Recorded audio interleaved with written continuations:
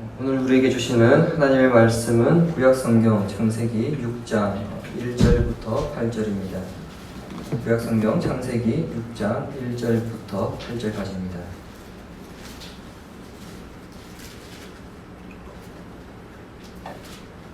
교독에서 읽겠습니다. 사람이 땅 위에 번성하기 시작할 때에 그들에게서 딸들이 나니 하나님의 아들들이 사람의 딸들의 나를 보고 자기들이 좋아하는 모든 여자를 아내로 삼는지라. 여호와께서 이르시되 나의 영이 영원히 사람과 함께하지 아니하리니 이는 그들이 육신이 됨이라. 그러나 그들의 날은 120년이 되리라 하시니라.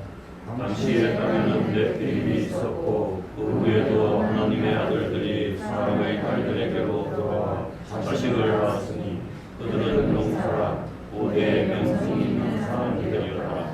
여호와께서 사람의 죄악이 세상에 가득함과 그의 마음으로 생각하는 모든 계획이 항상 악할 뿐임을 보시고 땅 위에 사람 지으셨음을 한탄하사 마음에 근심하시고 이르시되 내가 창조한 사람을 내가 지면에서 쓸어버리되 사람으로부터 가축과 기는 것과 공중의 새까지 그리하리니 이는 내가 그것들을 지었음을 한탄함이니라 하시니라.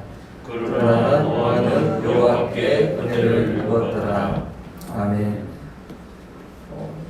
1842년 미국에서 흥미로운 사건 하나가 있었습니다.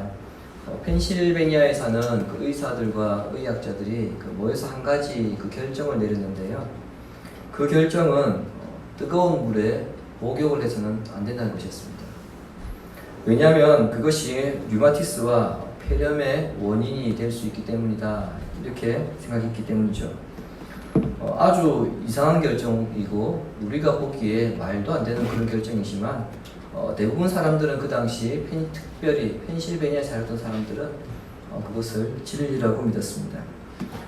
그래서 펜실베니아주 일대와 상당히 많은 사람들이 수년간 뜨거운 물에 목욕을 하지 않았다는 그런 역사가 있다는 것을 글을 본 적이 있습니다. 또 한 가지 사건이 있죠. 1903년 여러분들이 잘 아시는 그 라이트 형제가 기계도 하늘을 날 수 있다 이렇게 믿었고 그렇게 말을 했습니다. 자, 그들의 생각을 들은 친구들과 동네 사람들은 이 형제들이 미쳤다 그렇게 생각했습니다. 그 당시로는 그 형제의 생각이 현실에서는 도저히 이루어질 수 없는 것이었기 때문이죠. 그럼에도 라이트 형제는 하늘을 날 수 있다는 꿈을 버리지 않았습니다. 오늘은 어떻습니까? 기계는 하늘을 날 수 없다 그렇게 생각한 사람들이 그 기계를 타고 하늘을 날고 있습니다. 이런 사건들을 통해서 우리가 살고 있는 사회에서 대다수의 생각이 꼭 맞는 것은 아니다. 그 사실을 우리가 깨닫게 됩니다. 다수의 생각을 존중하는 민주주의라 하더라도 때로는 다수의 생각이 틀릴 때가 있고 잘못된 방향으로 나아갈 때가 있는데 그때 그 순간 하나님의 사람들은 어떻게 해야 하는가? 이것이 우리가 가지고 있는 고민입니다. 예를 들어서 오늘날 우리 현실에서 만약에 다수가 동성애를 허락하자 그렇게 이 사회가 결정하고 나아간다면 과연 성도들은 어떻게 해야 되는가? 이것은 사실 우리가 정말 가져야 될 고민이라는 겁니다. 이러한 고민은 오늘 우리들 뿐 아니라 수천 년 전에 믿음에 대해서 하나님께 인정받았던 노아도 함께 했던 고민이 아닐까 싶습니다. 노아의 홍수의 기사를 알고 있는 분이라고 한다면 노아 시대 때의 그 시대의 죄악이 얼마나 극에 달했는지 잘 아실 겁니다. 사회의 죄악, 사람들의 죄가 결국 하나님의 심판을 불러일으켜서 이 땅에 홍수 심판을 가져왔습니다. 우리가 읽은 성경은 이러한 세상을 향한 하나님의 심판 과정을 전개하는 가운데에 하나님의 은혜를 입은 사람이 있더라. 그 사람을 보여주면서 우리 또한 세상에서 어떻게 살아가야 할지에 대한 길을 제시합니다. 우리는 본문 8절까지 함께 교독했지만 6장 전체를 통해서 하나님의 은혜를 입은 사람에 대해서 좀 살펴보고자 합니다. 첫째로 하나님께 은혜를 입은 사람은 현실과 다르게 살았음을 본문에서 보여주고 있습니다. 이 말은 지금 당장 눈에 보이는 것에 따라서 영향을 받으며 살지 않았다는 것을 의미합니다. 그렇다면 노아는 어떻게 살았는가? 2절을 한번 보시기 바랍니다. 하나님의 아들들이 사람의 딸들의 아름다움을 보고 자기들의 좋아하는 모든 여자를 아내로 삼는지라. 이 말씀은 우리에게 좀 더 구체적으로 그 시대의 타락상을 알려줍니다. 사실 2절 이 말씀은 구약 성경의 최대 난해 구절 중에 하나입니다. 정말 많은 신학자들이 오랜 시간 동안 도대체 이게 어떤 뜻인가 숱한 고민을 하고 논쟁을 했음에도 불구하고 아직까지 정확하게 뭐가 옳은지 결론 내리지 못하고 있는 구절 중에 하나입니다. 왜냐? 하나님의 아들들을 어떻게 해석할 것인가 이게 문제인데요. 크게 지금 세 가지로 해석을 합니다. 첫 번째는 이 하나님의 아들들을 천사로 해석하는 경우입니다. 마치 우리나라에 옛날에 여러분 잘 아시는 그 선녀와 그 나무꾼 이야기처럼 신의 아들들과 그리고 사람의 딸이 결혼하는 것을 볼 수 있는데 예수님은 여러분 이렇게 말씀하셨죠. 천사는 결혼하지 않는 영적인 존재라고 말씀하셨기 때문에 사실 이 해석을 우리가 받아들일 수는 없습니다. 두 번째 해석은 하나님의 아들들을 왕족으로 보는 경우입니다. 고대 사회에서는 왕들을 신의 아들로 그렇게 지칭했습니다. 그래서 이렇게 해석하는 거죠. 하지만 왕 한 사람을 신의 아들이나 신으로 그렇게 신격화하는 경우는 있지만 왕들을 한꺼번에 하나님의 아들들이라 이렇게 신의 아들들이라 이렇게 표현하는 경우는 없기 때문에 이 해석을 받아들이기도 어렵습니다. 세 번째 해석이 우리가 보편적으로 받아들이는 것인데요. 하나님의 아들들을 셋의 후손, 즉 여인의 후손으로 보는 경우입니다. 하나님의 아들들은 셋의 후손들이며 그럼 반대로 사람의 딸들은 누구겠습니까? 가인의 후손들이겠죠. 뱀의 후손들이겠죠. 자, 이렇게 볼 때의 문제가 되는 것은 무엇이냐? 결국에 믿는 자와 믿지 않는 자의 결혼이 문제가 됩니다. 반대로 해석하는 분들도 있습니다. 하나님의 아들들을 가인의 후손으로, 그리고 사람의 딸들을 여인의 후손으로 그렇게 보는 경우도 있습니다. 왜 이렇게 보느냐면은 2절에 보시면은 하나님의 아들들 행위가 어떠냐면 눈에 보인 대로 뺏는 것이거든요. 이렇게 제약을 행하는 게 전형적인 뱀의 후손이기 때문에 그렇게 해석하는 경우도 있습니다. 그런데 그것보다는 하나님의 아들들을 여인의 후손을 보는 것이 왜 더 좋으냐면은 그 정도로 이 사회가 타락했다는 겁니다. 하나님의 말씀을 따라가는 사람들조차도 믿지 않은 자와 별 다를 바 없을 정도로 타락했다. 그것을 드러내기 때문에 하나님의 아들들을 여인의 후손으로 보는 것이 좋다는 것이죠. 여러분 어떻게 해석을 하든 중요한 것은요. 이들이 어떻게 결혼했는가 이 문제입니다. 이 자리에 이제 결혼을 앞두고 있는 청년들도 있고요. 이미 출가를 시킨 부모님들도 계시고 또 결혼을 시켜야 될 자녀를 둔 부모님도 계시는데 여러분들은 자녀들이 배우자를 데리고 올 때에 여러분 무엇을 먼저 보시겠습니까? 아무래도 교인이다 보니까 믿음 보겠습니다. 그렇게 말씀하시는 분들이 교회에서 많죠. 또 어떤 분들은 인간성이나 좀 됨됨이를 먼저 보겠습니다. 그렇게 말씀하시는 분들도 있을 줄 압니다. TV와 유튜브에서 유명한 그 김미경 원장이라는 분이 있는데요. 알만한 분들 다 아시죠? 이분이 그 우리나라의 잘못된 결혼 실상에 대해서 비판한 적이 있습니다. 그분이 비판한 것은 뭐냐면 요즘 여성들이 결혼할 때에 그 남자가 집을 구할 능력이 있는가 그것을 보는 것인데 그게 잘못됐다는 거예요.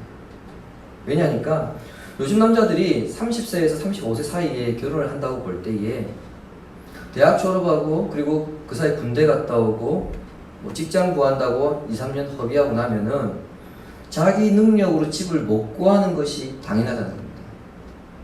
집이 정말 그 재벌이 아닌 이상 자기 스스로 집을 못 구하는 게 당연하다는 거죠. 따라서 결혼할 때에 집을 구할 수 있는 능력이 있느냐, 그 능력을 보고 결혼해서는 안 되고, 결혼 후에 저 사람이 나를 만들어갈 능력이 있는가, 그것을 봐야 한다고 강의를 한 것을 제가 들은 적이 있습니다. 그렇습니다, 여러분. 결혼이라고 하는 것은 외모가 중심이 되어서 안 되고 철저하게 그 내면이 중심이 되어야 합니다. 인간성이 중요하고요, 내면적인 능력이 중요하고 믿음이 중요한 것이죠. 결혼하시는 성도님들 같이 살아봐서 아시지 않습니까? 아무리 예뻐도 6개월이 지나면 어떻든가요? 예, 그 얼굴입니다. 결혼한 지 이미 여기 다들 20년 이상 다 넘으셨을 텐데, 여러분 그 20년 때 그 아름다움이 여전히 지금 유지되고 있던가요? 여러분 연애할 때 그 아름다움 여러분 생각이 나십니까? 외모 중심적이고 외모에 치우친 결혼 자체가 여러분 오래 갈리 만무합니다. 그런데 노아 시대 때 이런 모습이 있었습니다. 남자들이 아내를 구하면서 어디에 중점을 두었습니까? 2절에 보면 아름다움에 중점을 두었다 그렇게 말씀합니다. 즉 눈에 보기에 좋으면 그 아내를 뺏었다는 겁니다. 그럼 이런 결혼 생활이 행복할 리 만무하죠. 하와가 뱀의 유혹을 받아서 결코 먹어서는 안 되는 선악을 알게 하는 나무의 열매를 먹었을 때 성경은 어떻게 합니까? 창세기 3장 6절에 이렇게 이야기하죠. 여자가 그 나무를 본즉 먹음직도 하고 보암직도 하고 지혜롭게 할 만큼 탐스럽기도 한 나무인지라. 쉽게 이야기하면 눈에 딱 봤을 때 보기에 좋았더라, 먹고 싶더라, 가지고 싶더라, 이 이야기입니다. 하와가 자기 눈에 보기에 좋은 대로 그대로 행동했을 때 남는 것은 무엇이었습니까? 죄였습니다. 마찬가지입니다. 노아 시대에 사람들이 자기 눈에 보기에 좋은 대로 행하였더니 그들에게 남는 것은 죄로 가득 찬 세상뿐이었습니다. 하나님의 말씀이 없고 법이 없고 은혜가 무엇인지 모르다 보니까 무엇을 금해야 할지 아니면 반대로 무엇을 해야 할지 이 기준이 없어져 버린 것입니다. 즉 법이 없어져 버린 시대가 된 것이죠. 사사시대에 왕이 없어 각자의 소견대로 각자의 생각대로 옳은 대로 살았던 시대, 아니 본문의 상황은 그 시대를 훨씬 뛰어넘는 더 심각한 사회의 타락상을 보여주고 있습니다. 본문의 타락한 모습이 또 한 군데 있습니다. 우리 4절은 함께 읽겠습니다. 4절입니다. 시작. 당시에 땅에는 넷피림이 있었고 그 후에도 하나님의 아들들이 사람의 딸들에게로 들어와 자식을 낳았으니 그들은 용사라 명성이 있는 사람들이었더라. 본문에서는 네피림을 용사라고 그렇게 지칭하고 있습니다. 여러분 용사라고 하니까 여러분 어떤 이미지가 떠오르십니까? 용사라면 다윗과 같이 싸움도 잘하고 전쟁에서 우리나라를 승리로 이끄는 그런 긍정적인 이미지를 떠올리실 줄 압니다. 하지만 여러분 본문에서 가리키는 용사는 사람을 죽이는 사람입니다. 여러분 전쟁터에서요 우리 편을 두고 용사라고 할 때는 이것은 긍정적인 이미지입니다. 우리 편의 입장에서는. 그런데 여러분 적의 입장에서는 어떻습니까? 적의 입장에서 만약에 저 팀에 용사가 있다고 할 때에는 그 용사는요 우리 편을 죽이는 나쁜 놈들입니다. 즉 네피림은 용사라, 네피림은 사람 죽이는 사람들이더라 이 뜻입니다. 이 네피림을 민수기에 있는 네피림과 연결시키는 분들이 있습니다. 근데 사실은 이 네피림과 민수기에 있는 네피림은 좀 다르게 봐야 됩니다. 왜냐하면요 이 네피림들은 홍수 심판으로 다 죽습니다. 다 죽기 때문에 이 네피림이 살아서 그 민수기에 나타나는 그 네피림으로 볼 수는 없습니다. 자, 결국에 여러분 이 네피림, 사람을 죽이는 이 약한 사람들이라는 건데, 그렇다고 본다면 이것을 염두할 때에 본문이 어떻게 타락했는가? 즉 많은 사람들을 죽일수록 영웅 대접을 받는 네피림이 득세를 하는 시대였기 때문에 법과 질서보다는 힘과 주먹이 우선이 되는 사회였다는 것입니다. 자, 여러분 그 두 가지가 나왔습니다. 성적 타락이 하나 나왔고요. 첫 번째. 두 번째 타락이 무엇입니까? 폭력입니다. 폭력과 성적 타락. 인간의 대표적인 타락의 모습입니다. 여러분 요즘 영화나 그 드라마를 보시면요, 애니메이션도 마찬가지고 각 프로그램에는 등급이 매겨져 있습니다. 가족 모두가 시청할 수 있는 등급이 있고요. 심지어 여러분 아이들도 7세가 있습니다. 7세 등급이 있어요. 그리고 12세가 있고요. 15세가 있고 19세가 있습니다. 자, 여러분 이 등급을 나누는 기준이 무엇인지 아십니까? 성적 묘사와 폭력성 정도입니다. 성적 묘사가 노골적일수록 그리고 욕설과 폭력이 심화될수록 등급이 올라갑니다. 노아 시대의 특징이 바로 이 두 가지입니다. 성적으로 폭력성으로 도가 지나치다 보니까 사람들의 생각이, 사람들의 행동이 모두 악했습니다. 어떻게 하면 죄를 지을까? 어떻게 하면 인간의 본능을 따라 재미있게 한번 살 수 있을까? 이 시대 사람들은 온통 그들의 생각이 이런 것뿐이었습니다. 얼마나 악했는지 하나님께서 그 모습을 보시고 한탄하셨다. 예전 성경 후회하셨다. 그렇게 되어 있죠. 그런데 그런 시대에 노아라고 하는 사람은 현실과 다르게 살았다고 성경은 증언합니다. 9절에는 노아는 의인이었고 당대에 완전했으며 하나님과 동행하였던 사람입니다. 성경은 이렇게 우리에게 증언합니다. 의인이라는 말은요, 공평한 사람, 올바른 사람, 경건한 사람을 뜻합니다. 즉 노아는 하나님 보시기에 의로운 사람이었고요, 하나님 보시기에 공주평한 사람이었고 하나님 보시기에 경건하게 살았던 사람이라는 겁니다. 자, 여러분 이 선언이 얼마나 위대한 선언인지 모릅니다. 왜냐니까 오늘 주보에 제가 기재했는데요, 사도 바울은 로마서 3장 10절을 통해서 뭐라고 말씀했느냐? 의인은 없나니 하나도 없다고 이미 선언했기 때문입니다. 이 땅에 의인이 하나라도 있을 수 없는 그런 시대에 하나님께서 의인이라고 칭함을 받은 사람이 있더라는 겁니다. 그 사람이 누굽니까? 노아입니다. 오늘 우리가 살고 있는 시대를 보십시오. 여기저기서 들려오는 소식들 여러분 암울합니다. 분명 법이 있음에도 그 법을 우습게 아는 범죄들이 여기저기에서 속출하고 있습니다. 이러한 모습이 노아가 살던 시대와 별 다를 바 없으며 그런 시대를 우리가 살아가고 있습니다. 그러므로 우리는 오늘 본문에 등장하는 노아를 보면서 결단해야 합니다. 오늘 우리가 살고 있는 이 시대가 노아가 살던 시대처럼 죄악으로 가득 차고 날이 가면 갈수록 악해지고 있으나 성도된 우리는 그렇게 살지 않겠습니다. 너무 더디어서 표가 나지 않는 것처럼 보인다 할지라도 이 땅에서 우리는 조금씩 천국을 확장해 나가는 삶을 살겠습니다. 이러한 결단으로 우리는 살아가야 할 것입니다. 두 번째로 하나님의 은혜는 인내하며 순종의 삶을 사는 사람에게 주어집니다. 인내하며 순종의 삶을 사는 사람에게 하나님의 은혜가 주어지고 있는 것을 우리가 보게 됩니다. 22절 함께 읽겠습니다. 22절입니다. 시작. 노아가 그와 같이 하여 하나님이 자기에게 명하신 대로 다 진행하였더라. 하나님께서 세상에 대한 심판을 작정하신 후에 노아를 구원하시기 위해서 노아에게 방주, 큰 배를 만들 것을 명령하셨습니다. 14절부터 21절까지는 하나님께서 노아에게 배를 어떻게 만들어야 할지, 그리고 배를 만들고 난 다음에 어떻게 해야 할지에 대한 구체적인 지시 내용입니다. 이 지시에 따라서 조금 전에 우리가 읽었던 22절은 뭐라고 합니까? 노아가 하나님의 말씀을 하나도 빠뜨리지 않고 순종했다고 그렇게 성경은 또 증언하고 있습니다. 그럼 노아의 이러한 모습은 그 당시 사람들하고는 완전히 달랐습니다.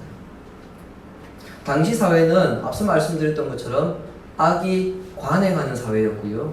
어느 정도였느냐? 하나님의 아들들이라 불리는 여인의 후손들조차도 더 이상 믿음을 지키기 어려워서 세상 사람들과 어울려 살았던 그런 시대였습니다. 한 명씩 믿음을 따라 사는 것이 어렵게 되자 그 시대의 풍조를 따라 살아갑니다. 그래서 가인이 후손과 결혼을 하고 그들의 자녀를 낳으며 이 땅에 죄가 관영하는데 동참하는 삶을 살았던 것입니다. 여러분, 이 사람들의 특징이 있습니다. 하나님을 의식하지 않습니다. 그러다 보니까 자연히 하나님을 멀리하는 삶을 살았습니다. 자, 이 사람들 관점에서 봤을 때 노아는 어떻습니까? 정신 나간 사람입니다. 제정신 아닙니다. 왜 그렇습니까? 자, 행동을 한번 보십시오. 배를 만듭니다. 배를 만들면 해안가에 만들어야 되죠. 근데 노아는 어디에 만들었습니까? 여러분, 우리 성경에 산에 만들었다는 표현이 없습니다. 오늘 본문에 보시면. 근데 나중에 7장에 보시면 홍수가 시작될 때에 배가 산에서 떠올랐더라, 그 표현이 있는 걸 봐서 산에서 배를 만든 겁니다. 자, 배를 산에 만듭니다. 정신나간 짓이죠. 근데 배 크기가 장난이 아닙니다. 배 길이가요, 여러분, 135m입니다. 혹시 여러분 축구를 보시면은 그 축구장이 있고요, 축구장 주변에 또 잔디밭이 깔려져 있습니다. 그 잔디밭까지 했을 때 공식 규격이 110m입니다. 그거보다 더 크다는 얘기예요. 농구장 20개 크기입니다. 엄청나게 큰 겁니다. 넓이가 22m입니다. 넓이가 22m거든요. 높이가 15m입니다. 아파트를 우리가 3m로 잡으면은 5층 높이고요. 2.5m 잡으면은 8층 정도 되겠죠. 여러분, 이런 배를 120년 동안 만들고 있습니다. 자, 여러분, 노아가 처음엔 혼자 만들기 시작했습니다. 왜냐하면요, 노아가 600세에 홍수가 시작되는데, 인류의 날이 120년이라 이 말을 우리가 보통 사람의 수명을 보는 게 아니고 하나님 심판 기간이 120년 남았다, 그렇게 해석할 경우에 노아가 480세부터 배를 만들었다고 봐요. 근데 우리가 창세기 5장 마지막 절에 보시면 노아가 셈과 함과 야벳 아들을 낳는데 몇 세의 아들을 낳았습니까? 500세의 아들을 낳았습니다. 그러니까 처음에 한 20년을 계속 노아가 혼자 만들었고요. 또 아들 나오면 그 아직 걷지도 못하는 게 어떻게 배 만들겠습니까? 걔가 어느 정도 성장할 때까지는 노아 혼자서 그 배를 계속 만들고 있는 거예요. 자, 여러분, 세상 사람들이 노아를 봤을 때에 어떻게 보이겠습니까? 정상이었을까요? 아니죠. 자, 그럼 반대로 노아의 입장에서 한번 생각해 봅시다. 노아는 어땠을까요? 배를 만들고는 있습니다. 그런데 끝이 보이지 않습니다. 하루 이틀도 아니고 한두 달도 아니고 10년이 지나고 20년이 지나고 지금 수십 년 동안 배를 만들고 있는데요, 이 배의 완성이 언제 될까? 끝이 보이지 않습니다. 그러는 동안에 사람들이 노아에게 뭐라고 말합니까? 쓸데없는 짓 그만둬라. 뭐하러 만드냐? 차라리 우리처럼 살아라. 인생 어차피 한 번인데 짧고 굵게 살자. 왜 그렇게 재미없게 사냐? 힘들게 사냐? 그런 유혹과 조롱들이 있었을 것입니다. 그럼에도 노아는 인내하면서 하나님 명령에 묵묵히 순종하느라 날마다 그 산에 올라가서 배를 만들고 있습니다. 부패한 세상에 살면서도 노아는 혼자 경건한 신앙을 유지하고 그들과 교제하지 않으면서 신실하게 자기 신앙을 지켜가고 있는 것을 우리가 보게 됩니다. 모든 사람이 죄를 지으며 즐겁게 살아갈 때에 노아는 홀로 의롭게 살아가고 있습니다. 문제는 뭐냐면요, 노아가 살던 그 시대에는 그들의 죄를 죄로 규정하지 않았기 때문에 노아의 외로움이 더 컸으며 인내하기가 쉽지 않았다는 것입니다. 누가 나쁜 짓을 한다, 야 너 언젠가 꼬리 밟힌다, 그런 게 있으면 차라리 낫죠. 근데 그게 자체가 위법이 아니라는 겁니다. 그런 시대에 혼자 그렇게 산다는 것, 여러분 얼마나 그거 자체가 큰 고통이겠습니까? 그러한 고통을 성도들도 잘 알고 있습니다. 그래서 대부분의 신자들이 처음에는 혼자 믿음으로 이겨내 보려고 합니다. 사람들과 타협하지 않으려고 하죠.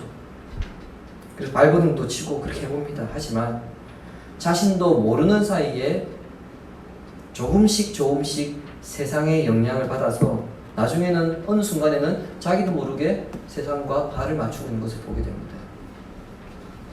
하지만 노아는 끝까지 그 고통을 감내하며 세상의 즐거움에 빠지지 않으며 순종하였던 것이 여러분 노아의 위대한 점입니다. 시편 1편 3절의 말씀 잘 아실 줄 압니다. 우리 한번 같이 읽어볼까요? 그는 시냇가에 심은 나무가 철을 따라 열매를 맺으며 그 잎사귀가 다 형통하리로다. 하나님의 은혜를 입어서 복을 받은 사람은 잎사귀가 널푸른 것처럼 형통한 삶을 살 것이라고 성경은 그렇게 말씀하고 있습니다. 하지만 우리가 간과하고 있는 것은 무엇이냐면요, 그 열매를 맺기 이전이죠. 그런 삶을 살기 이전에 그 시대의 사람들과 다르게 인내하며 순종의 열매를 맺기 위해 부단한 노력을 했다는 겁니다. 악인들과 똑같이 살지 않고 교만하지 않고 오만하지 않으며 늘 하나님의 말씀을 주의하러 묵상하는 삶을 살았다, 그렇게 이야기합니다. 특별히 시편 1편에는 1절에는 굉장히 번역이 잘 된 구절이 있습니다. 우리 성경이 정말 번역이 하나 잘 된 게 있습니다. 꾀를 따르지 않아요. 악인들의 꾀를 따르지 않아요. 왜냐하면 여러분, 꾀 자체가 죄는 아닙니다. 꾀를 부리는 것, 우리가 소위 말하는 JQ가 높다 그러죠. 잔머리 지수. 잔머리가 높은 거지 그 자체를 여러분 죄로 볼 수는 없습니다. 근데 악인들은 죄는 아닌데 잔머리를 굴리면서 산다는 거예요. 근데 의인은 어떻습니까? 그 열매를 맺는 사람은 그 잔머리조차도 굴리지 않겠다는 겁니다. 그러니 여러분 그 삶이 얼마나 힘듭니까? 소위 말해 세상에서 당한 수밖에 없는 그런 삶을 사는 것입니다. 즉 시편의 이 시인이 우리에게 말하고자 하는 것은요, 우리가 살고 있는 이 시대도 노아의 때와 같고 그리고 롯의 때와 같을 것인데, 그럼에도 세상을 본받지 말고 노아와 같이 신앙을 지켜라는 것입니다. 노아는 방주를 지으라는 하나님의 명령에 순종하여 배를 만들기 시작했습니다. 날마다 산으로 올라가서 하나님께서 주신 그 도면대로 배를 만들기 시작했습니다. 이것이 당대의 사람들과 완전히 구별되는 믿음입니다. 노아가 방주를 120년 동안 만드는 것도 쉽지 않았겠지만은 하나님께서 방주를 데리고 오거든요. 노아에게. 그거 일일이 여러분 방주 안에 집어넣는 것도 쉽지 않을 겁니다. 또 있죠. 뿐만 아니라 노아와 노아의 가족 그리고 짐승들까지 먹어야 할 양식을 여러분 구비하는 것도 쉽지 않을 것입니다. 여러분 노아가 방주에 타서 내리기까지 1년입니다. 뱃속에 거의 1년을 있습니다. 그 많은 생물이, 동물이, 사람이 먹어야 될 그 식물, 양식을 준비하는 것, 씻는 것도 다 쉽지 않았을 겁니다. 쉽지 않은 일이지만 노아는 사람들의 즐거움을 부러워하지 않았고 그는 하나님의 은혜를 사모하면서 그 어려움을 이겨냈습니다. 오늘 이 시대를 향해서 예수님께서 뭐라고 말씀하셨는지 우리가 귀 기울여야 합니다. 마태복음 24장 37절부터 39절까지 보시기 바랍니다. 노아의 때와 같이 인자의 임함도 그러하리라. 홍수 전에 노아가 방주에 들어가던 날까지 사람들이 먹고 마시고 장가들고 시집가고 있으면서 홍수가 나서 그들을 다 멸하기까지 깨닫지 못하였으니 인자의 임함도 이와 같으리라.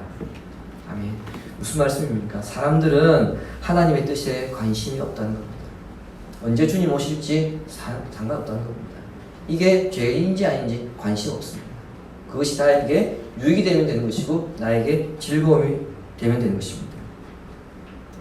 주님의 심판이 곧 오고 있음에도 불구하고 나와 상관없는 것처럼 살고 있는 시대라는 것입니다.